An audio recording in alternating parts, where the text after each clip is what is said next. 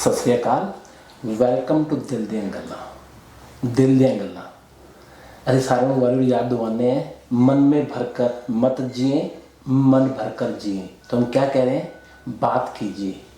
पिछले वीडियो में रमन जी हमने बात की थी रिलेशनशिप कन्फ्लिक्ट, हाँ जी, रिश्तों में आई हुई दूरियां, उसमें जो कड़वाहट आ गई है, खटास आ गई है।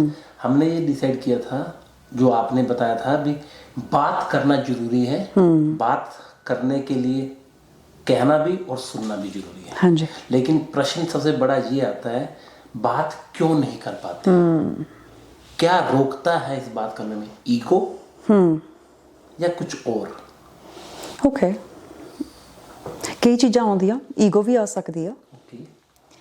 ਸਭ ਤੋਂ ਜ਼ਿਆਦਾ ਐਂਡ ਤੁਸੀਂ ਵੀ ਇਹ ਨੋਟ ਕੀਤਾ ਹੋਣਾ ਜਦ ਤੁਹਾਡੇ ਨਾਲ ਕੋਈ ਗੱਲ ਕਰ ਰਿਹਾ ਇਸ ਚੀਜ਼ਾਂ ਬਾਰੇ, ਸਭ ਤੋਂ ਜ਼ਿਆਦਾ ਜਿਹੜੀ ਚੀਜ਼ ਦਾ ਅਸਰ ਹੁੰਦਾ ਕਿ ਅਸੀਂ ਬਾਤ ਕਾਹਤੋਂ ਨਹੀਂ ਕਰਦੇ, ਕਿਉਂਕਿ ਸਾਡੇ ਅੱਗੇ ਇੱਕ ਸੁਰੱਖਿਅਤ, ਇੱਕ ਸੇਫ ਸਪੇਸ ਨਹੀਂ ਹੈ। ਸੇਫ ਸਪੇਸ ਕੀ ਹੁੰਦੀ ਆ? What's a safe space? ਹਾਂਜੀ, ਸੇਫ ਸਪੇਸ ਉਹ ਹੁੰਦੀ, ਫਰਜ਼ ਕਰੋ ਹੁਣ ਕਾਉਂਸਲਿੰਗ ਦੇ ਵਿੱਚ ਸਾਡੀ ਸਭ ਤੋਂ ਪਹਿਲੀ ਜੌਬ ਹੈਗੀ ਆ ਕ੍ਰੀਏਟ ਅ ਸੇਫ ਸਪੇਸ, ਕਿ ਜਿਹੜਾ ਬੰਦਾ ਆ ਰਿਹਾ ਉਹਨੂੰ ਇੱਦਾਂ ਮਹਿਸੂਸ ਹੋ ਰਿਹਾ ਕਿ ਜਿਹੜਾ ਜਿੱਥੇ ਅਸੀਂ ਬੈਠੇ ਹਾਂ ਅਸੀਂ ਉਹਨਾਂ ਨੂੰ ਸਮਝਣਾ ਚਾਹੁੰਦੇ ਹਾਂ, ਨਾਟ ਕਿ ਰਾਈਟ ਅਵੇ ਉਹਨਾਂ ਨੂੰ ਕੋਈ ਸੋਲੂਸ਼ਨ ਦੇ ਦੇਣਾ ਜੋ ਉਹਦੀ ਗੱਲ ਬਾਰੇ ਕੁਛ ਕਹਿਣਾ, ਬਸ ਚੁੱਪ ਕਰਕੇ ਉਹਨਾਂ ਨੂੰ ਸਮਝਣਾ ਚਾਹੁੰਦੇ ਆ ਕਿ ਤੁਸੀਂ ਇਹ ਗੱਲਾਂ ਇਹ ਕਿੱਥੋਂ ਆ ਰਹੀਆਂ ਤੁਹਾਡੇ ਵਿੱਚੋਂ, ਇਹ ਦੁੱਖ ਤੁਹਾਡਾ ਕਿੱਥੋਂ ਆ ਰਿਹਾ, ਉਹ ਦੁੱਖ ਨੂੰ ਸਮਝਣ ਦੀ ਕੋਸ਼ਿਸ਼ ਕਰ ਰਹੇ ਹਾਂ। ਜਦੋਂ ਅਸੀਂ ਉਸ ਚੀਜ਼ ਨੂੰ ਸਮਝਣ ਦੀ ਕੋਸ਼ਿਸ਼ ਕਰੂੰਗੇ, ਜਿੱਦਾਂ ਵੀ ਉਹ ਬੰਦਾ ਆ ਰਿਹਾ, ਖੁਸ਼ ਆ ਰਿਹਾ, ਉਦਾਸ ਆ ਰਿਹਾ, ਗੁੱਸੇ ਆ ਰਿਹਾ, ਅਸੀਂ ਉਹ ਸਾਰੀਆਂ ਚੀਜ਼ਾਂ ਨੂੰ ਮੰਨ ਕੇ ਐਕਸੈਪਟ ਕਰਕੇ ਉਹਨਾਂ ਦੀ ਗੱਲਾਂ ਸੁਣ ਰਹੇ ਹਾਂ। Understand first, speak after. ਤਾਂ ਜਦੋਂ ਤੁਸੀਂ ਕਿਸੇ ਨਾਲ ਬੈਠੋਗੇ ਜਿਹੜਾ ਤੁਹਾਨੂੰ ਸਮਝਣਾ ਚਾਹੁੰਦਾ, ਉਹ ਸਮਾਂ ਤੁਹਾਨੂੰ ਦੇ ਰਿਹਾ ਖੁੱਲ੍ਹੀ ਗੱਲ ਕਰਨ ਦਾ, ਭਾਵੇਂ ਉਹਦੇ ਦਿਲ ਵਿੱਚ ਉਹ ਗੱਲ ਵੱਜਦੀ ਨਹੀਂ ਵੱਜਦੀ, ਪਰ ਉਹ ਤੁਹਾਡੀ ਗੱਲ ਸੁਣਨਾ ਚਾਹੁੰਦਾ, ਐਕਚੁਅਲੀ ਸਮਝਣਾ ਚਾਹੁੰਦਾ, ਫਿਰ ਤੁਹਾਡੇ ਅੰਦਰ ਉਹ ਮਹਿਸੂਸ ਹੋਊਗਾ ਕਿ ਹਾਂ ਇੱਥੇ ਮੈਂ ਗੱਲ ਕਰ ਸਕਦਾ ਜਾਂ ਇੱਥੇ ਮੈਂ ਗੱਲ ਕਰ ਸਕਦੀ ਹਾਂ। ਮੇਰਾ ਪ੍ਰਸ਼ਨ ਕਰਦੇ ਤੋਂ ਜਦੋਂ ਤੁਸੀਂ ਕਹਿੰਦੇ ਹੋ ਸੇਫ ਸਪੇਸ, ਹਾਂਜੀ, ਕਿ ਮੈਨੂੰ ਇਹ ਕਹਿ ਸਕਦਾ ਵੀ ਜਿੱਥੇ ਮੈਨੂੰ ਲੱਗਦਾ ਵੀ ਮੈਨੂੰ ਜੱਜ ਨਹੀਂ ਕੀਤਾ ਜਾਏਗਾ, ਹਾਂਜੀ, ਮੈਨੂੰ ਖੁੱਲੇ ਦਿਲ ਨਾਲ ਸੁਣਿਆ ਜਾਏਗਾ, ਯੈਸ, ਭਲੇ ਮੈਨੂੰ ਸਹਾਇਤਾ ਮਿਲੇ ਨਹੀਂ ਮਿਲੇ, ਭਲੇ ਮੇਰੇ ਤੋਂ ਕੋਈ ਐਗਰੀ ਹੋਵੇ ਜਾਂ ਨਹੀਂ ਹੋਵੇ, ਯੈਸ, ਐਟਲੀਸਟ ਮੈਂ ਇੰਨਾ ਕਾ ਐਮਪਾਵਰਡ ਹੈਗਾ, ਇੰਨਾ ਕਾ ਮੇਰਾ ਹੱਕ ਹੈਗਾ ਇਸ ਬੰਦੇ ਉੱਤੇ, ਮੈਂ ਦੀ ਗੱਲ ਕਹਿ ਸਕਦਾ। ਯੈਸ, ਆਪਣੀ ਮੈਂ ਦਿਲ ਦੀ ਹੁਣ ਅਸੀਂ ਬਾਰ-ਬਾਰ ਕਹਿ ਰਹੇ ਕਿ ਦਿਲ ਦੀਆਂ ਗੱਲਾਂ, ਦਿਲ ਦੀਆਂ ਗੱਲਾਂ, ਹਾਂ, ਦਿਲ ਮੇ ਭਰ ਕਰ ਮਤ ਜੀਏ, ਦਿਲ ਭਰ ਕੇ ਜੀਏ। ਸੋ ਗੱਲਾਂ ਅਸੀਂ ਬਹੁਤ ਪ੍ਰਮੋਟ ਕਰ ਰਹੇ, ਇਨਕਰੇਜ ਕਰ ਰਹੇ ਹਾਂ ਕਿ ਤੁਸੀਂ ਆਪਣੀਆਂ ਗੱਲਾਂ ਕਰੋ। ਹਾਂਜੀ, ਪਰ ਪਹਿਲਾਂ ਆਉਂਦਾ ਕਿ ਆਪਾਂ ਗੱਲਾਂ ਕਾਹਤੋਂ ਨਹੀਂ ਕਰ ਰਹੇ, because there isn't a safe space. Also ਉਹ ਤੋਂ ਵੱਧ ਵੀ ਉਹ ਜਿਹੜੀ ਸੇਫ ਸਪੇਸ ਉਹ ਬਣੂਗੀ ਵੀ ਉਦੋਂ, ਅਸੀਂ ਪਿਛਲੇ ਵੀਡੀਓ ਦੇ ਵਿੱਚ ਇਹਦੇ ਵਿੱਚ ਮਾੜੇ ਜਿਹੀ ਗੱਲ ਕੀਤਾ ਸੀ ਕਿ ਜਿਹੜੀ ਇਨਸਾਨੀਅਤ ਦੇ ਨਾਤੇ ਇੰਡੀਵਿਜੂਅਲ ਬੰਦੇ ਲਈ ਰਿਸਪੈਕਟ ਆ, ਕਿ ਮੈਂ ਤੇਰੀ ਰਿਸਪੈਕਟ ਕਰ ਰਿਹਾ ਕਿ ਜੋ ਵੀ ਤੁਸੀਂ ਡਿਸੀਜਨ ਬਣਾਓ ਤੁਸੀਂ ਆਪਣੀ ਲਾਈਫ ਲਈ ਬਣਾ ਸਕਦੇ, ਭਾਵੇਂ ਮੈਂ ਉਸ ਚੀਜ਼ ਨਾਲ ਸਹਿਮਤ ਹੈਗਾ, ਤੁਸੀਂ ਬਣਾ ਸਕਦੇ, because you have a right. ਜਦੋਂ ਅਸੀਂ ਉਸ ਬੰਦੇ ਨੂੰ ਰਾਈਟ ਆਲਰੇਡੀ ਮੈਂ ਐਕਸੈਪਟ ਕਰ ਲਈ, ਫਿਰ ਅਸੀਂ ਉਹਦੀ ਗੱਲ ਸੁਣ ਵੀ ਸਕਦੇ ਹਾਂ।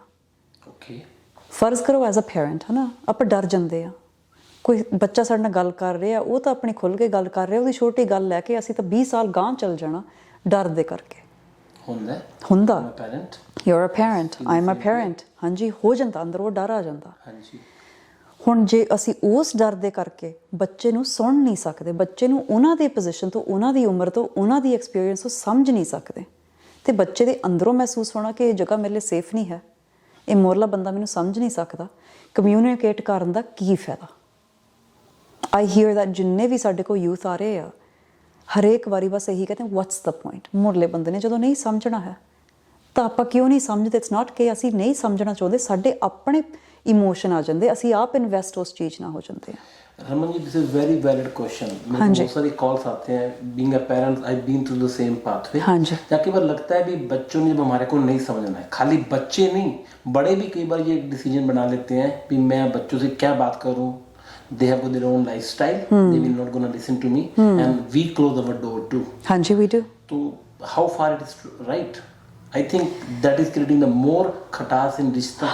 रिलेशनशिप का मतलब खाली रोमांटिक तो नहीं है ना, हर रिश्ता एक रिश्ता, प्रोफेशनल रिश्ता, मेरे कोलीग ਨਾਲ ਰਿਸ਼ਤਾ ਹੈ, ਪ੍ਰੋਫੈਸ਼ਨਲ, ਮੈਂ ਮੇਰਾ ক্লোਜ਼ ਫਰੈਂਡ ਹੈ, ਉੱਥੇ ਮੇਰਾ ਇੱਕ ਅਫੈਕਸ਼ਨੇਟ ਰਿਲੇਸ਼ਨ ਹੈ, ਹਸਬੈਂਡ ਵਾਈਫ ਦਾ ਇੱਕ ਰੋਮਾਂਟਿਕ ਰਿਲੇਸ਼ਨਸ਼ਿਪ ਹੁੰਦਾ ਹੈ, ਇੱਕ ਦੋਸਤ ਨਾਲ ਇੱਕ अपनेपन का रिश्ता होता है तो रिश्ते की परिभाषा तो बड़ी गहरी है। हाँ जी। तो फिर ये चीज़ सोच ली आप जो दिमाग ਦੇ ਵਿੱਚ ਵੀ ਨਹੀਂ ਮੇਰਾ ਤਾਂ ਕਿਸੇ ਸਮਝਣਾ ਨਹੀਂ, ਮੈਂ ਗੱਲ ਕਰਨੀ ਨਹੀਂ।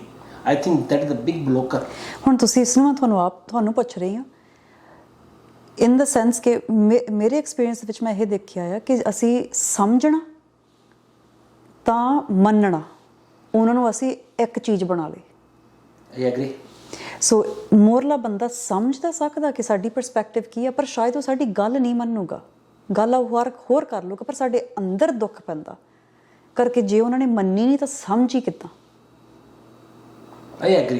आई थिंक ये सबसे बड़ा गैप है। यस। हम लोग समझते हैं कि मैंने उसकी बात सुन ली इसका मतलब मैं उससे एग्री हो गया। ये नहीं है। नो। आपने सिर्फ बात सुनी है। आपका खुद का एक पर्सपेक्टिव हो सकता है, सामने वाला का एक अपना पर्सपेक्टिव हो सकता है। आई थिंक यहाँ पे मैं वो कोट करना चाहूँगा, agree to be disagree. At least आप उसकी बात से सहमत नहीं, उसको बता दो मैंने सुन ली, मुझे तेरी बात से कोई एतराज नहीं है, परंतु मैं तेरी बात से सहमत नहीं। यस। ਸੁਣ ਵੀ ਲਈ ਤੇ ਕੋਸ਼ਿਸ਼ ਵੀ ਕੀਤੀ ਕਿ ਤੁਹਾਡੀ ਪਰਸਪੈਕਟਿਵ ਤੋਂ ਮੈਂ ਕਿੱਦਾਂ ਸਮਝਾਂ। ਸੋ ਇਨ ਦਾ ਸੈਂਸ ਕਿ ਹੁਣ ਵੇਅਰ ਇਨ ਆਰ 40s ਜੋ ਵੀ ਸਾਡੀ ਉਮਰ ਹੈਗੀ ਆ, ਮੋਰੇ ਬੱਚਾ ਸਾਡਾ ਹੈਗਾ 16 18 19 ਸਾਲਾਂ ਦਾ, 8 ਸਾਲਾਂ ਦਾ।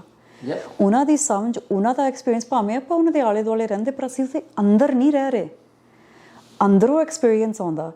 ਫਰਜ਼ ਕਰੋ ਸਾਡੇ ਵਿਚਾਲੇ ਅਸੀਂ ਕਈ ਵਾਰੀ ਇਹ ਗੱਲ ਕਰ ਹਟੇ ਆ, ਪਰ ਤੁਹਾਡੇ ਵੱਲੋਂ ਤੁਹਾਨੂੰ ਛੇ ਦੱਸ ਰਿਹਾ, ਇੱਧਰ ਛੇ ਆ, ਤੁਹਾਨੂੰ ਛੇ ਦੱਸ ਰਿਹਾ, ਮੇਰੇ ਵੱਲੋਂ ਤਾਂ ਮੈਨੂੰ 9 ਦੱਸਣਾ।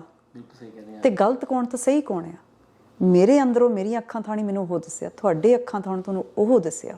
ਸੇਮ ਸਾਡੇ ਬੱਚਿਆਂ ਨਾਲ, ਸੇਮ ਸਾਡੇ ਰਿਸ਼ਤਿਆਂ ਨਾਲ, ਕੋਲੀਗਸ ਦੇ ਨਾਲ, ਹਸਬੈਂਡ, ਬॉयਫ੍ਰੈਂਡ, ਗਰਲਫ੍ਰੈਂਡ, ਪਰਸਪੈਕਟਿਵ ਅਲੱਗ ਹੋ ਸਕਦੀ ਆ, ਪਰ ਕੀ ਅਸੀਂ ਆਪਣੀਆਂ ਸੋਚਾਂ, ਆਪਣੀ ਫੀਲਿੰਗਸ ਨੂੰ ਸਾਈਡ ਤੇ ਰੱਖ ਕੇ, ਭਾਵੇਂ ਸਾਨੂੰ ਲੱਗਦਾ ਕਿ ਅਸੀਂ ਸੱਚ ਆ, ਅਸੀਂ ਸਹੀ ਆ, ਅਸੀਂ ਗਲਤ ਆ, ਅਸੀਂ ਤਿਆਰ ਆ ਉਹ ਚੀਜ਼ ਸਾਈਡ ਤੇ ਰੱਖਣ ਨੂੰ? ਤਾਂ ਜਿਹੜਾ ਮੋਰਲਾ ਬੰਦਾ ਪੂਰੀ ਜਿੱਥੋਂ ਵੀ ਉਹ ਆ ਰਿਹਾ ਉਹਨਾਂ ਦੀ ਗੱਲ ਸਮਝਣ ਲਈ ਆਪਾਂ ਤਿਆਰ ਆ? ਮੋਸਟ ਲਾਈਕਲੀ ਨਾਟ। ਉੱਥੇ ਈਗੋ ਆ ਜਾਂਦੀ ਆ ਕਿ ਨਹੀਂ ਪਹਿਲਾਂ ਮੇਰੀ ਗੱਲ ਸਮਝੋ। ਇਸ ਬਾਰੇ ਆਪਾਂ ਹੁਣ ਅਗਲੀ ਵੀਡੀਓ 'ਚ ਗੱਲ ਕਰ ਰਹੇ ਹਾਂ। And this is also a problem कि पहला मेरी गल समझो फिर मैं थोड़ी गल समझूंगा। तो आज के वीडियो को ऐसे कंक्लूड करते हैं। रिलेशनशिप कन्फ्लिक्ट, रिश्तों में आई खटास, कड़वाहट, दूरियां दूर करनी जरूरी है, क्योंकि इससे आज आम व्यक्ति की मानसिक सेहत बहुत प्रभावित हो रही है। एंड जे तुसी हुण रिलेशनशिप कॉन्फ्लिक्ट बारे आपां गल करदे सी, इहदा हल की आ? जे तुहानूं लगदा कि तुहाडे आले दुआले रिलेशनशिप कॉन्फ्लिक्ट हैगा और you are dealing with that, ते तुहाडे तो खुल के नहीं गल हो रही, फिर तुसी आप भी सोचो how do I create a safe space. ਜਿਹੜਾ ਮੋਰਲਾ ਬੰਦਾ ਜਿਹਦੇ ਨਾਲ ਮੈਂ ਇਹ ਗੱਲ ਕਰਨ ਦੀ ਕੋਸ਼ਿਸ਼ ਕਰਾਂ, ਸ਼ਾਇਦ ਇਹ ਹੋ ਸਕਦਾ ਕਿ ਉਹਨਾਂ ਦੀ ਲਾਈਫ ਦੇ ਵਿੱਚ ਉਹਨਾਂ ਨੂੰ ਕਦੀ ਕਿਸੇ ਨੇ ਸੇਫ ਸਪੇਸ ਉਹ ਦਿੱਤੀ ਨਹੀਂ ਸੀ, ਉਹਨਾਂ ਨੂੰ ਪਤਾ ਹੀ ਨਹੀਂ ਕਿ ਫਿਰ ਮੈਂ ਗਾਂ ਕਿੱਦਾਂ ਦੇਵਾਂ। ਇਹ ਇੱਕ ਕੋਸ਼ਿਸ਼ ਹੋ ਸਕਦੀ ਤੁਹਾਡੀ ਕਿ ਮੈਂ ਕਿਸੇ ਲਈ ਕਿੱਦਾਂ ਸੇਫ ਸਪੇਸ ਦੇਵਾਂ। ਐਂਡ ਫਿਰ ਆਲਸੋ ਜਦੋਂ ਮੈਂ ਹੋਰ ਕਿਸੇ ਲਈ ਦੇ ਸਕਦਾ, ਫਿਰ ਮੈਂ ਆਪਣੇ ਲਈ ਵੀ ਐਕਸਪੈਕਟ ਕਰ ਸਕਦਾ ਕਿ ਮੈਂ ਕਿਸੇ ਲਈ ਸੇਫ ਸਪੇਸ ਦੇ ਰਿਹਾ, ਦੇ ਰਹੀ ਹਾਂ। अपने आप को क्वेश्चन पूछो। तो पहले एपिसोड में हमने बात की थी, बात करना जरूरी है रिश्तों में आई दूरियों को कम करने के लिए। आज हमने बात की, बात नहीं होने का सबसे बड़ा कारण हो सकता है सेफ स्पेस का नहीं होना। मुझे नहीं लगता सामने वाला सुनेगा मेरी बात, और सामने वाले को भी लगता है कि मैं उनकी बात नहीं सुनूंगा। तो इन दो पर बात करते हैं, और अगले वीडियो में हम सीखेंगे एक शब्द जो सबसे बड़ा दुश्मन है हमारा, ईगो। EGO। तब तक के लिए सत श्री अकाल।